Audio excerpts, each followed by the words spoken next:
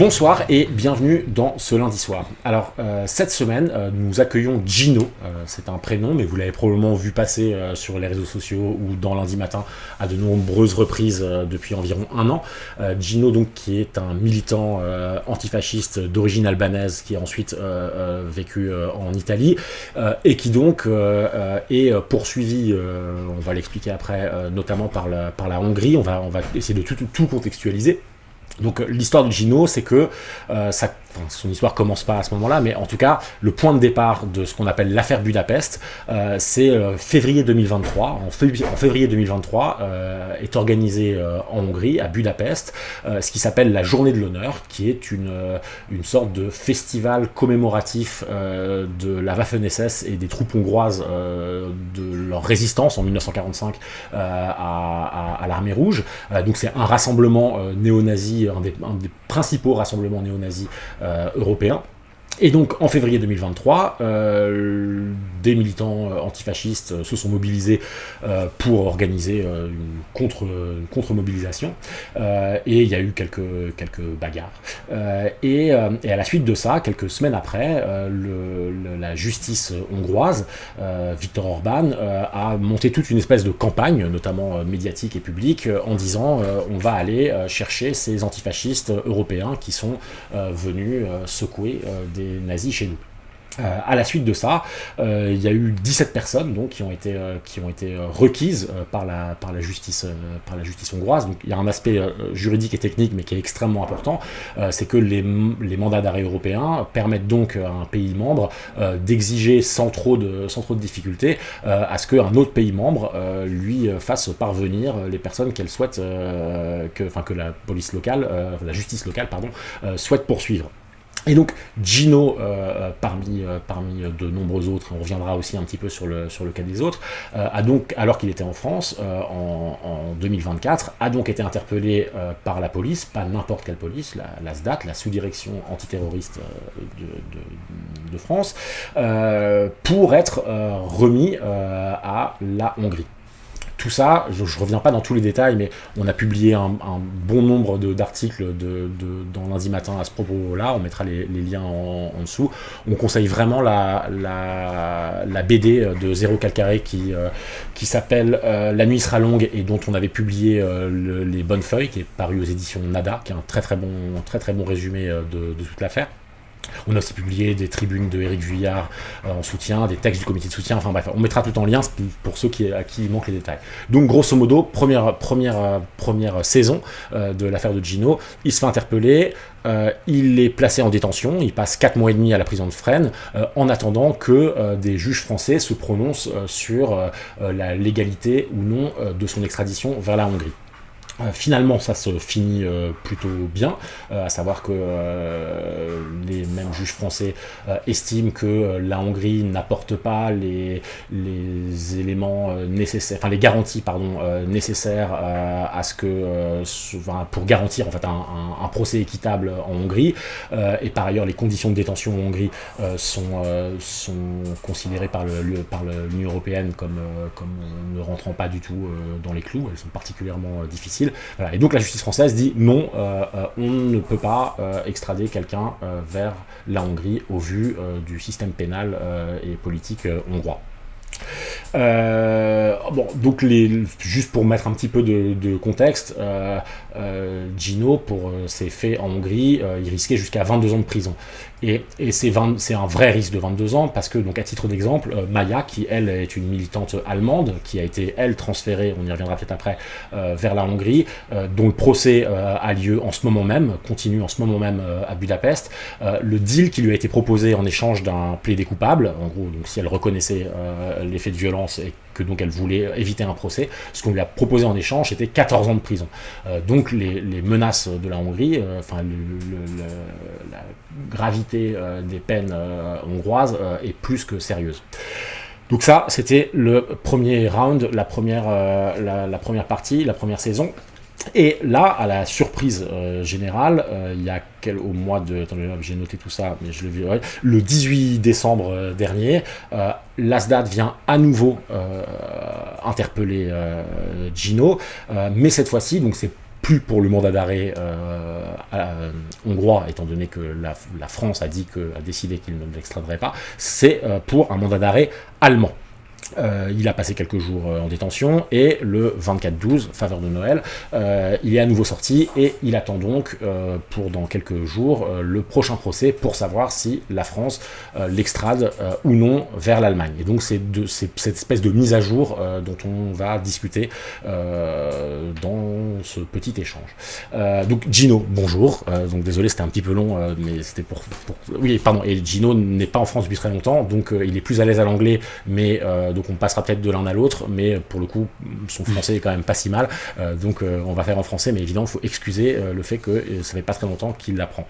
Bon, déjà peut-être pour commencer, est-ce que parce que ça va dépendre, enfin ça va ramener des questions sur la procédure allemande, est-ce que tu peux nous dire ce qui vous est reproché précisément? Est-ce que vous savez ce qui vous est reproché précisément, ou c'est juste bagarre, violence, vous savez pas trop par rapport à cette journée cette journée de l'honneur, etc. Bonjour, merci de l'invitation. Donc, ouais, sur les mandats d'arrêt hongrois et même sur les mandats d'arrêt allemands, qui sont vraiment les mêmes mandats d'arrêt, il est écrit que je suis soupçonné d'avoir blessé 12 citoyens allemands à Budapest une soirée vers la fin d'un concert néo-nazi dont des groupes rock international, je sais pas trop, ils ont organisé un concert et qui deux gens qui sont sortis de cette concert, ils ont été blessés par des gens et je suis soupçonné comme des autres gens, identifiés aussi comme des antifascistes par la police hongroise. Et simplement nous sommes soupçonnés d'avoir blessé ces deux personnes. Et donc c'est ça qui tous les cas, il est inscrit.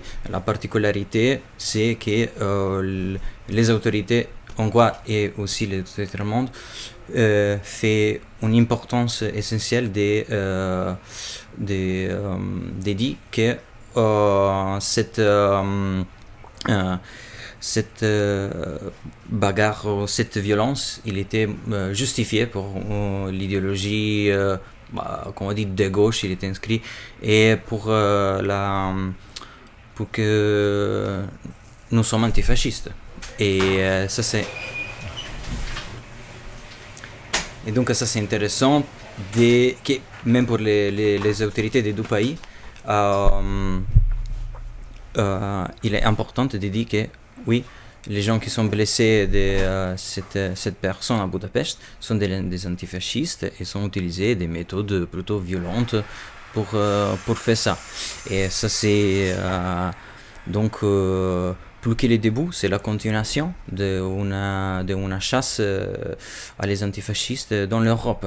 C'est inscrit dans une stratégie pas seulement européenne mais internationale. De dénoncer les mouvements antifascistes et donc pas seulement de dénoncer mais en fait attaquer des gens qui s'identifiaient avec par les États occidentaux, il est appelé comme une idéologie. Pour moi, c'est pas vraiment une idéologie. L'antifascisme, c'est plus que ça. Et c'est intéressant de voir en fait que la répression il est pas seulement une répression basée sous la loi, donc c'est pas seulement du juridique, mais il y a quand même une base, une lutte entre une idéologie on peut dire c'est philo-fasciste et l'idéologie qu'on dit antifasciste. Mais alors, moi ce que j'aimerais bien que tu nous expliques, c'est ce nouveau mandat d'arrêt allemand, parce que donc, pour préciser encore une fois pour les gens qui nous regardent, ce qu'il y a eu de particulièrement intéressant dans cette affaire Budapest, c'est que elle s'est posée à l'échelle européenne et elle s'est posée autour des enjeux de droit. Et en fait, selon les pays, selon les tribunaux, il y a eu des réactions très différentes. Pour le dire rapidement, il y a une militante italienne qui, elle, était incarcérée en Hongrie, qui a été extradée. Enfin, l'Italie, qui a d'abord été extradée par l'Italie, s'est retrouvée en Hongrie. Finalement, elle a réussi à se faire élire députée et donc elle a eu une immunité, elle a pu repartir. Il y a une autre militante italienne, elle, le tribunal de je ne sais plus quelle ville d'Italie a jugé qu'elle n'était pas extradable. Toi, les juges à Paris ont aussi, enfin, ont eu le même jugement. On dit non, on peut pas l'extrader. Par contre, en Allemagne, on sait qu'il y a le cas de Maya, qui donc elle passe en procès et est incarcérée depuis assez longtemps là-bas, dont je parlais en introduction. Et elle, il s'est passé un truc en Allemagne vraiment assez étonnant, c'est que son avocat avait fait valoir je ne sais quel truc de droit pour dire que son extradition était illégale, et elle a été sortie de sa cellule quelques heures avant que le document ne parvienne à la prison. Enfin, en gros, l'Allemagne a fait énormément de zèle pour s'assurer qu'elle soit vraiment livrée à la Hongrie. Et donc, pourquoi après la décision française, on aurait pu se dire c'est bon, t'es tranquille, ils vont te fiche la paix. Là, néanmoins, l'Allemagne prend le relais. Et donc, pourquoi ? Est-ce que c'est parce que finalement, on vous reproche plus juste d'avoir tapé des néo-nazis, mais aussi des néo-nazis allemands ? Enfin, qu'est-ce qui justifie ce rebondissement mené par l'Allemagne ? Depuis le début des investigations hongroises à Budapest, après les jours de l'honneur, et la police allemande a énormément aidé la police hongroise dans cette investigation, parce que la police hongroise il était tellement sûr que des citoyens allemands appartenant au mouvement antifasciste, ils ont participé à les manifestations et ils sont soupçonnés d'avoir participé à cette action de violence ou de bagarre à Budapest pendant cet week-end. Et parce qu'il y a une histoire de lutte antifasciste en Allemagne, dont du coup l'Allemagne était toujours intéressée à d'attaquer ce mouvement antifasciste. Il était toujours une cible pendant beaucoup des années. Et donc, pendant l'été du 2023, les investigations ils sont arrivées à soupçonner plusieurs des citoyens allemands, moi et des citoyens italiens,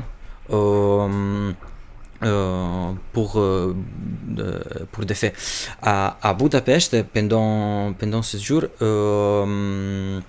Anna, Toby et Ilaria sont été arrêtés dans la rue et sont immédiatement soupçonnés d'avoir participé à des attaques des néo-nazis, et ils sont restés en prison depuis l'interpellation par la police hongroise.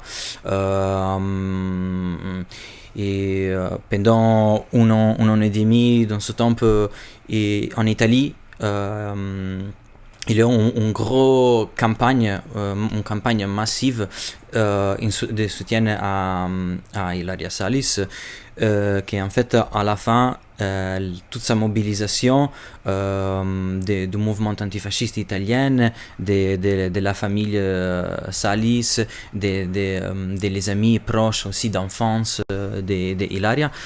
Et il a comme résultat la libération d'Hilaria, avec une pression forte en fait internationale. Quand même des politiciens italiens ils sont sentis obligés en fait à faire des à demander que les autorités ils sont plus doux avec l'incarcération d'Hilaria. Et elle était libérée avec l'assignation à domicile et les bracelets électroniques. Mais après du temps, parce que, comme tu as dit, les élections européennes ils sont pris avec les élections européennes, il Rassal il était élu par une pièce du peuple italien et grâce à ça elle est sortie parce que l'immunité et donc la confiance et le soutien de tous ces gens en Italie a conduit donc à la libération d'Ilaria. Toby a fini sa petite peine en Hongrie, il est retourné en Allemagne, il était immédiatement arrêté en Allemagne pour un autre procès. Et en Italie même, Gabriel il était arrêté avant moi à sa maison avec des soupçons similaires à moi. Et il est resté 4 mois en assignation de domicile et après il est sorti grâce au jugement négatif de la Cour de Milan qui a décidé que l'extradition c'est pas possible parce que les conditions d'incarcération en Hongrie ne respectent pas les standards européens, comme en fait la Hongrie elle était déjà critiquée plusieurs fois sous le fait qu'il ne respecte pas la carte des droits de l'homme qu'il était... et dans mon souvenir en Italie, ce qui avait fait un peu scandale, c'est que quand il y avait eu les images de Ilaria qui arrivait pieds et poings liés avec des chiens à côté, etc. Je crois que même Meloni avait dit ça va pas trop de... Oui, il était... toutes ces images a créé un scandale, pas seulement en Italie. Moi, j'ai lu à ce temps, j'ai lu aussi les médias finnois, par exemple, parce que j'habitais en Finlande pour de temps. Et donc, il était un scandale à niveau européen, même. Et... Mais alors, juste pour revenir un tout petit peu sur le début de ce que tu disais, donc là ce que tu dis c'est que le lien avec l'Allemagne en fait il est préalable à ce mandat d'arrêt, c'est-à-dire que ce que tu expliques c'est que la police allemande avait déjà collaboré avec la police et la justice hongroise pour vous identifier potentiellement etc. et vous poursuivre mais en même temps, j'ai regardé une interview que tu avais fait pour Blast, dans laquelle tu disais que les liens entre les groupes néo-nazis qui organisent cette journée de l'honneur et le gouvernement Orban sont effectifs. Je crois que tu suggères que le gouvernement Orban finance en partie ces groupes néo-nazis là. Et donc d'un seul coup, ce que ça trace quand même, c'est une espèce de continuum assez étonnant où des groupes fascistes à Orban, à la police allemande et accessoirement à la SDAT française qui collaborent au truc, finalement ça fait une espèce de continuum de fil où tous ces gens-là travaillent ensemble en fait. Enfin, en tout cas on partage des intérêts et des objectifs et des fonctions quoi. Oui, et je pense que les institutions allemandes sont un peu les points principaux qui fait des connexions entre les autorités françaises, les autorités allemandes, hongroises. Et c'est intéressant comme on te dit parce que oui, c'est pas seulement cette collaboration qu'il est inscrit dans le cadre de la collaboration européenne des pouvoirs des exécutifs et judiciaires, mais il y a quand même un aspect idéologique de certaines institutions des États européens sur poursuivi particulièrement des gens sous base idéologique. Et oui, c'est qu'ils sont pas d'accord probablement pas d'accord sur tout, mais en tout cas, ils se mettent d'accord sur le fait de dire que ça vaut la peine de mettre les moyens pour réprimer les antifascistes, quoi. Oui, bien sûr, il utilise tous les moyens disponibles pour poursuivre certains antifascistes, bien sûr. Et après, peut-être qu'il y a aussi des limites sous ce travail, mais c'est pas facile de savoir s'il est assez fort cette collaboration, comment ça marche. Mais bien sûr, avec beaucoup des investigations, des journalistes et tout ça, ils ont découvert plusieurs liens entre différentes institutions, et spécialement à l'Hongrie. Le gouvernement est très lié à les pouvoirs judiciaires, et donc même la France, avec la décision de refuser l'extradition, a reconnu que la cour, les juges, ils sont très influencés ou même contrôlés par les pouvoirs au gouvernement hongrois, dans l'état de hongrois. Ouais. Mais donc la prochaine étape, c'est donc il y a l'audience pour ton refus d'extradition le 28 janvier là qui arrive, donc la semaine prochaine. J'imagine qu'il y aura un rassemblement si des gens veulent s'y joindre. Mais donc là formellement, ce que tu risques, c'est d'être extradé vers l'Allemagne. Mais première question, qu'est-ce que tu risques en Allemagne? Et deuxièmement, est-ce que tu risques de l'Allemagne d'être extradé vers la Hongrie? Oui, en Allemagne, je risque jusqu'à 10 ans selon les papiers qui sont envoyés, parce qu'ils utilisent pas seulement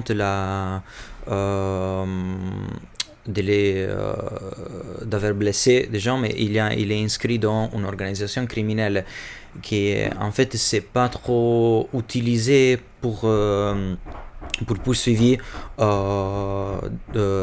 des antifascistes, mais à cette fois, selon les autorités allemandes, il marche bien parce qu'il essaie de construire cette organisation qui en fait n'existe pas, des gens qui ils s'organisent pour blesser. En France, l'équivalent ce serait association de malfaiteurs. Oui. En fait, c'est comme si c'était une bagarre qui était traitée pour association de malfaiteurs. En France, c'est ça un peu l'équivalent. Je connais pas vraiment la différence entre la loi française et la loi allemande, mais pour les Allemandes, il est très important de créer et reconnaître et montrer qu'il existe cette organisation, qu'elle est utile à la fin de conduire cette attaque contre des néo-nazis. Mais quand même, il reste cette accusation, et donc il est sur les papiers qui justifient le mandat d'arrêt. Ouais. Et donc, par rapport au risque de là-bas d'être extradé vers l'Allemagne, ça te paraît tangible? Il y a un risque. Quand même, ça doit être débattu en lieu de tribunal, en front à la cour. Et on verra. On ne sait pas très tôt maintenant. Mais quand même, il y a les risques parce qu'il y a un précédent grave, c'est le précédent de Maya. Maya était jugé à la première niveau du cours. La cour a trouvé que l'extradition est légale et qu'il doit être extradé, mais comme la majorité des systèmes judiciaires en Europe, tu as le droit d'appeler. Et donc il y a un temps qui doit donner à les avocats de la personne pour préparer l'appel et de donner cet appel à la greffe et d'enregistrer l'appel. Et ça, il n'était pas le cas. Il n'était pas le cas en Allemagne. Et je pense qu'il était la même nuit après la validation de l'extradition ou à la cour locale en Allemagne. Maya a été pris par la cellule et était envoyé avec l'hélicoptère dans l'Autriche. Et après, les autorités autrichiennes ils sont ramené Maya à la police, à la frontière, à l'Hongrie. Et donc, il est complètement une extradition illégale. Même la Cour constitutionnelle allemande, il a vu a regardé ce cas et a décidé que cette extradition était complètement illégale et que Maya ne peut pas être traité comme ça. l'idée que si tu étais extradé vers l'Allemagne, que tu pourrais être jugé en Allemagne et que néanmoins la demande d'extradition soit validée par l'Allemagne vers la Hongrie, c'est un vrai risque, c'est pas un truc hypothétique, c'est une vraie possibilité. Oui, c'est pas hypothétique parce que, comme je dis, il y a un précédent en fait vraiment récent, l'année dernière. Et donc, oui, mes avocats et tous les gens qui me soutiennent, ils sont conscients de cette risque. Et donc, ouais, c'est une vraie bataille après. Et en sachant que même si c'était pas le cas, parce que à un moment donné, il y a quelques mois, il y a un certain nombre de militants antifascistes allemands qui se savaient recherchés, etc. Et donc, plutôt que de se faire interpeller par surprise, etc., ont décidé de se rendre à la police. Et eux, je crois qu'ils ont tous pris à peu près 5 ans en Allemagne, je parle. Oui, il y a 8 militantes antifascistes allemandes, après presque 12 ans de clandestinité, ils ont décidé de rendre à la police leur-même. En fait, oui, pour éviter qu'ils soient interpellés dans la rue comme surpris, mais ils ont décidé de continuer cette bataille, de ne pas de cacher et de continuer cette bataille avec leur image, avec leur corps et oui, d'être emprisonné, malheureusement, mais quand même de continuer la lutte contre cette accusation grave et terrible et les risques d'être envoyé à l'Hongrie. Mais maintenant, les procès contre cette militante antifasciste allemande, ils prennent beaucoup de temps. À ce jour, il y a seulement une décision à la cour. Je ne me rappelle pas de quelle ville allemande, mais Anna, une militante antifasciste allemande, elle était accusée avec 5 ans de prison. Et je pense que les avocats ils sont préparés déjà et ils sont envoyés un appel. Et donc on se verra à la prochaine niveau du corps. Je pense la cour d'appel, d'une cour d'appel allemande. Mais c'est plutôt grave en fait aussi parce que les avocats sont vraiment fermes de ne pas reconnaître la validité des preuves qui ont été présentées par les procureurs allemands. Et donc l'appel il était vraiment obligatoire selon l'eau de dire mais cette décision il était basée vraiment pas sur des preuves concrètes et matérielles mais sur des soupçons et peut-être je sais pas basés sur une motivation de notre nature. Ouais. Et là, j'ai une question un peu plus personnelle, mais parce que là, tu es quand même dans une situation où ça fait plus d'1 an maintenant, où toi, comme les autres, évidemment, il y a cette espèce de couperet qui peut tomber à tout moment, etc. Ouais. Et donc, comment est-ce qu'on vit au quotidien quand on sait que il y a à la fois toutes ces polices qui s'agitent et en même temps la justice où tu dépends intégralement de ce que la justice va décider sans savoir quand, comment, quoi. Oui. Oui, c'est pas une vie facile en fait, je peux pas mentir, je dois être honnête et des fois il est vraiment stressante, mais quand même moi comme des autres militantes encadrées en cette complexe, en cette procès, nous qui sommes sortis de prison, on essaie de continuer notre vie, de travailler, de vivre notre relation, d'encontrer notre famille. Et oui, c'est sûrement très bien que nous, on n'était pas emprisonnés à ce moment. C'est juste plus simple que d'être en prison. Mais quand même, oui, tu as dit, c'est juste, c'est vraiment comme ça. Il y a toujours un peu le stress de ne pas savoir qu'est-ce qui passe demain. Et on essaie de faire confiance à le travail qu'on fait et avec les avocats. Et aussi, avec toute l'investigation qu'il y a derrière et les soutiens des gens proches à nous, mais aussi de mouvements antifascistes, on peut appeler comme ça, parce que c'est pas nécessairement, ça vous dit pas que les gens sont militantes, mais c'est vraiment là, c'est la base de notre société d'être antifasciste, donc on est soutenu pour beaucoup de gens, et en fait ça avec la campagne de soutien que j'ai eu pendant que j'étais emprisonné, ça c'est un exemple. Il y a pas seulement les gens en France, mais même les gens en Italie, de l'autre pays, ils ont fait une grande campagne, ils ont fait des grands efforts pour réclamer ma libération et dénoncer toute cette affaire, l'affaire Budapest. Ouais.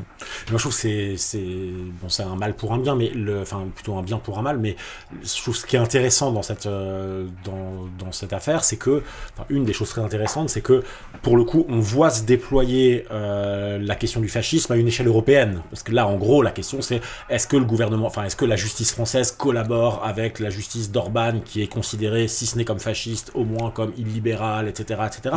Et en fait, dans le fond, ce que tente Orban de dire on va lancer une traque antifasciste internationale, ça accule aussi, ça oblige aussi à se dire en fait l'antifascisme il peut plus penser localement à l'échelle d'une ville, d'un pays. En général, l'antifascisme il est très ancré dans des luttes politiques au sein d'un pays. Et là, d'un seul coup, c'est la première affaire qui se retrouve à être immédiatement internationale, et donc qui pose la nécessité d'une sorte d'internationalisme antifasciste immédiat, quoi.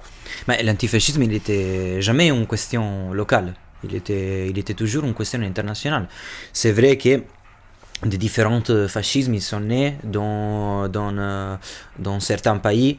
Les premières, l'Italie, après on a vu l'Allemagne avec les nazis, on a eu les fascismes en Roumanie, et après en Espagne.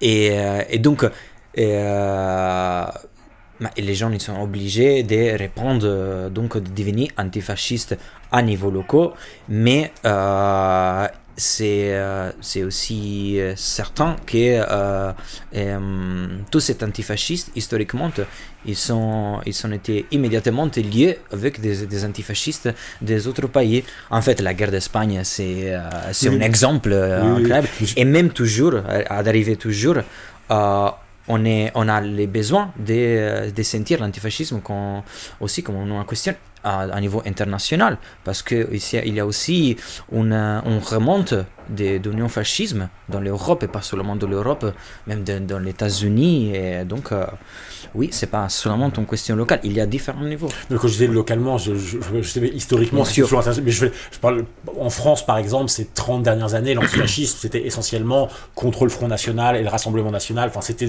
pris dans une réalité politique, toujours parce qu'on est pris là-dedans quand même. Oui. Et rien à voir, mais comment s'est passé tes 4 mois et demi de détention à Fresnes? Comment c'était? Il était pas trop sympa. La prison, c'est quelque chose qui c'est pas que j'espère que c'est pas quelque chose que j'augure à les gens comme ça. C'est un fait vraiment sérieux d'être emprisonné, et même pour des temps courts. Mais plusieurs fois, des gens ne savent pas s'ils restent en prison pendant longtemps ou de temps court. Donc c'est toujours c'est un peu cette situation, même quand tu es pendant une investigation et tu n'as pas une décision du juge, et quelqu'un reste en prison, c'est un peu une lutte avec toi-même de rester clair avec la santé mentale. Et de pas penser trop à je sais pas si je reste en prison 1 an, 2 ans, 5, 10 ans, 20 ans, après ça dépend évidemment, mais c'est l'absence de certitude qui c'est un peu une lutte. Mais après j'ai eu beaucoup de confiance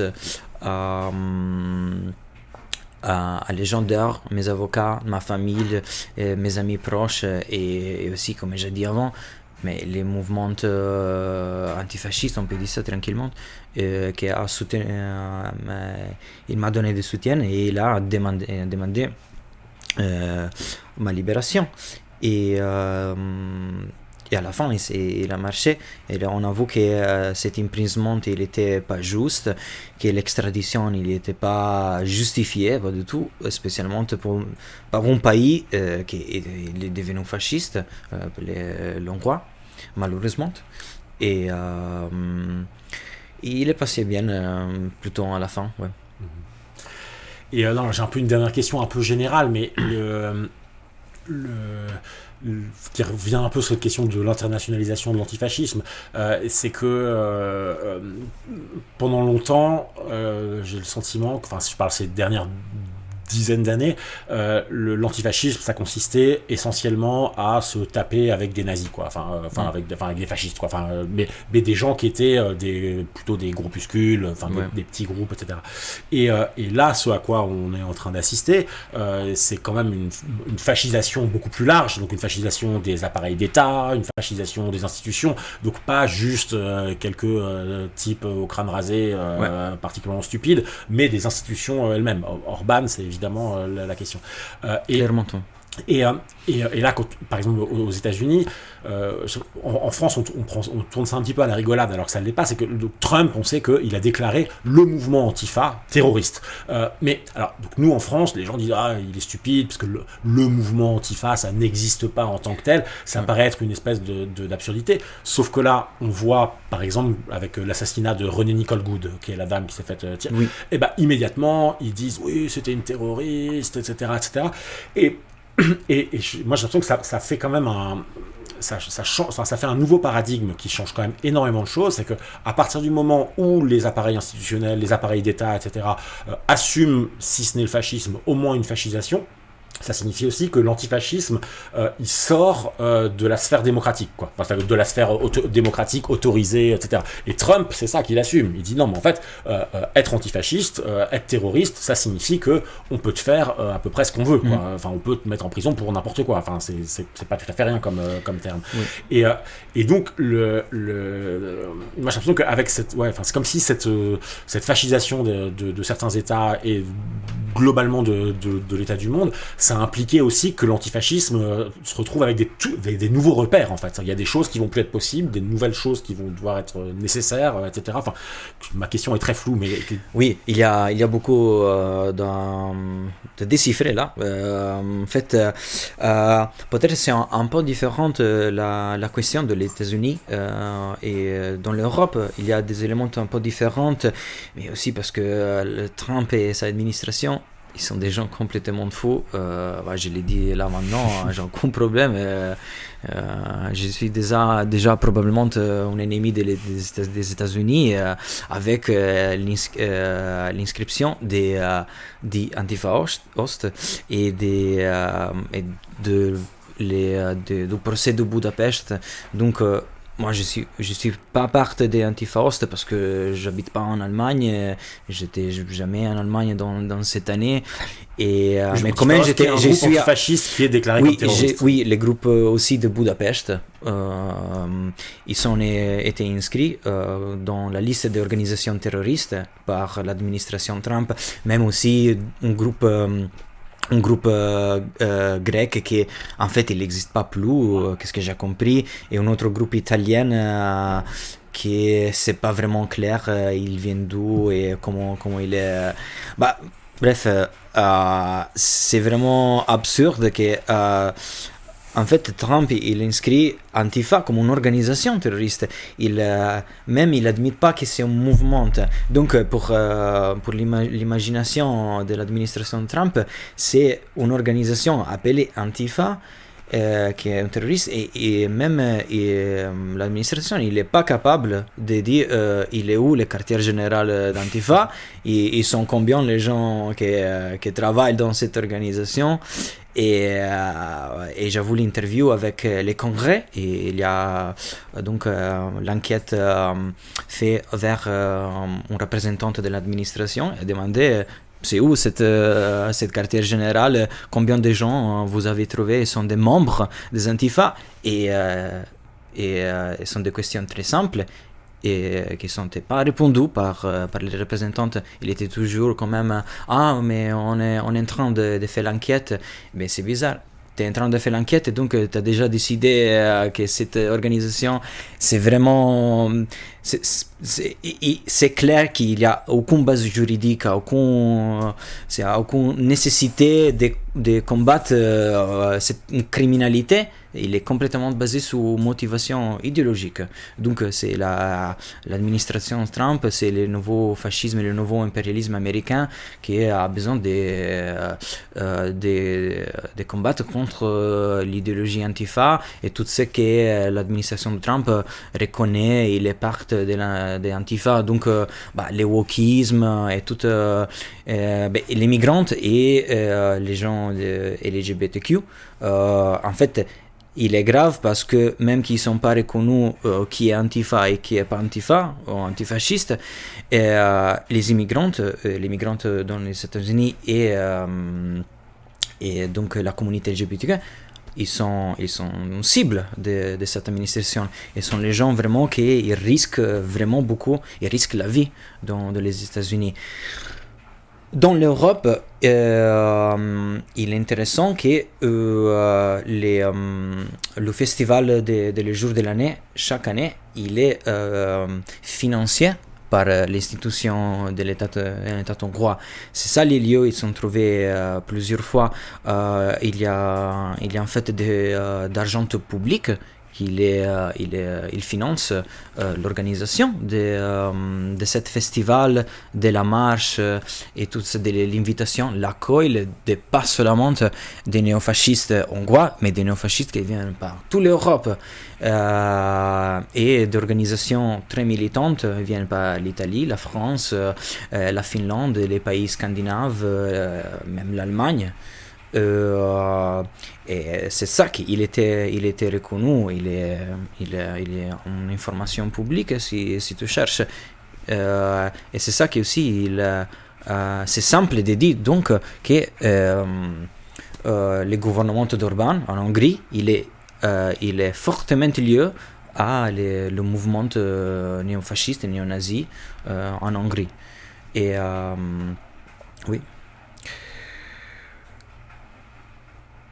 Et donc non mais c'est très bien quand même. Mais moi j'ai pas d'autres questions. Si tu as d'autres trucs auxquels moi je veux, sinon j'allais terminer. Oui, non, en fait je peux dire sur les prisons, sur les conditions d'emprisonnement de Maya, ouais. En fait pas en France mais éventuellement malheureusement. Oui. Non, je voudrais lire la question qu'il était avant.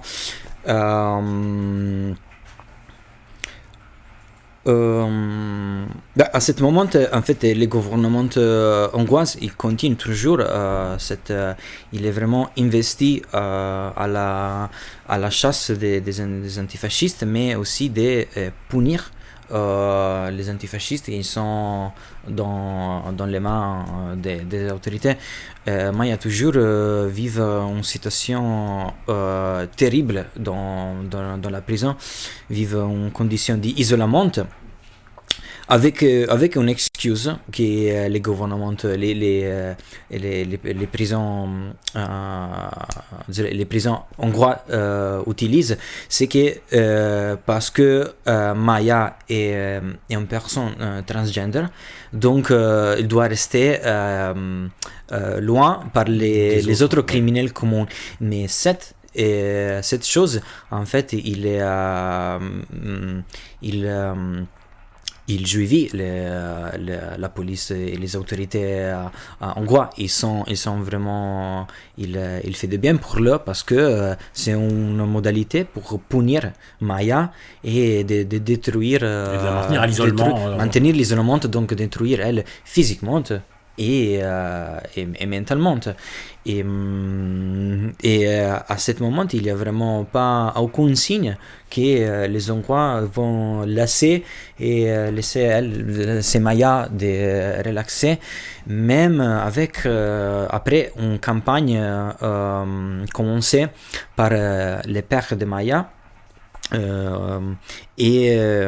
et tous les cercles, la famille de Maya, les amis proches, aussi les camarades, même son père, il a fait une marche par l'Allemagne jusqu'à Budapest, une marche à pied pour protester ça, et il était capable de prendre l'attention du média, mais les autorités hongroises vraiment s'en foutent de tout ce qui se passe. Et c'est plutôt grave.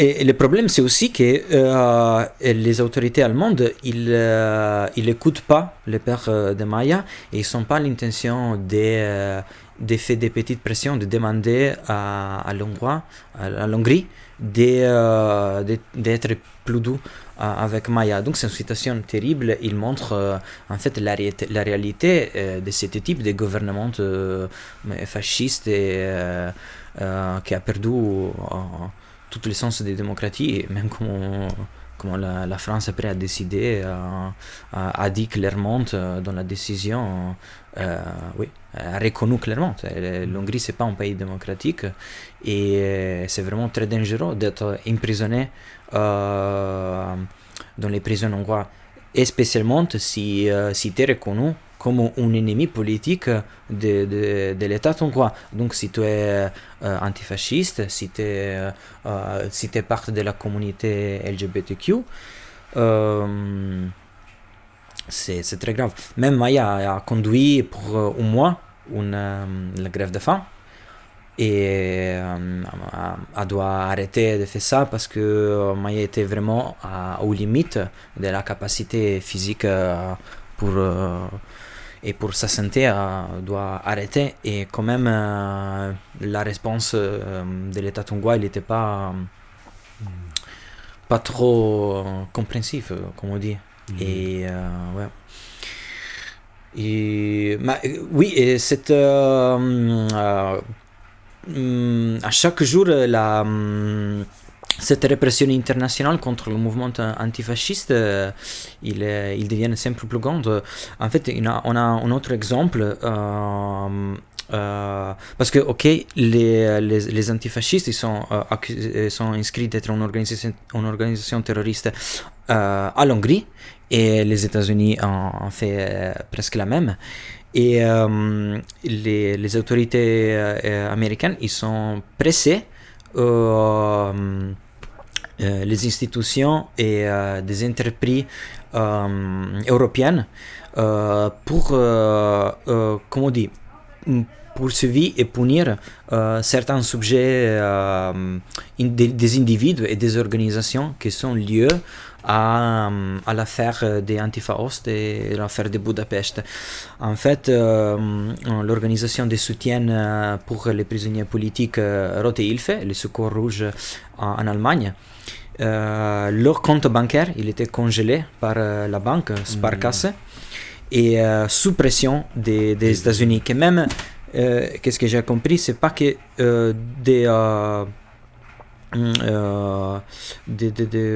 comment ça s'appelle, des sanctions formelles ils ont été envoyées à l'Allemagne, mais simplement avec la pression des autorités américaines.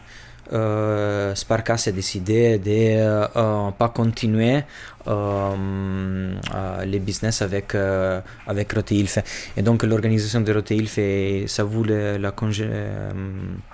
leur fonds monétaire congelé, c'est le Secours Rouge, les comptes, oui. Et même deux individus allemands, leur compte individuel, parce qu'ils sont liés avec Secours Rouge, et ils sont soupçonnés d'avoir des liens avec Antifa-Ost, même que Secours Rouge est une organisation assez plus vieille de Antifa, de l'existence de les complexes des Antifa-Ost. Donc c'est pas une organisation qui est liée à Antifa-Ost. La logique, en fait, il marche pas. Et il est venu juste 2 jours avant la décision de la Cour, parce que Secours Rouge a fait a fait recours, a fait appel, et la Cour a décidé que Sparkasse, la banque, il doit décongeler, dégeler les comptes, il doit rendre la possibilité d'utiliser l'argent. Donc, quand même, il y a... oui, dans l'Europe, on a des États qui sont très forts, qui essaient de poursuivre les mouvements antifascistes, mais quand même il y a aussi une division des pouvoirs, comme en France, et la justice française c'est pas assez lieu à les pouvoirs politiques du gouvernement, et c'est le cas contraire à l'Hongrie. Et donc on essayait de lutter en fait toujours pour maintenir les droits. On continue à vraiment défendre l'antifascisme, que c'est une valeur vraiment importante et essentielle pour notre société. Ouais.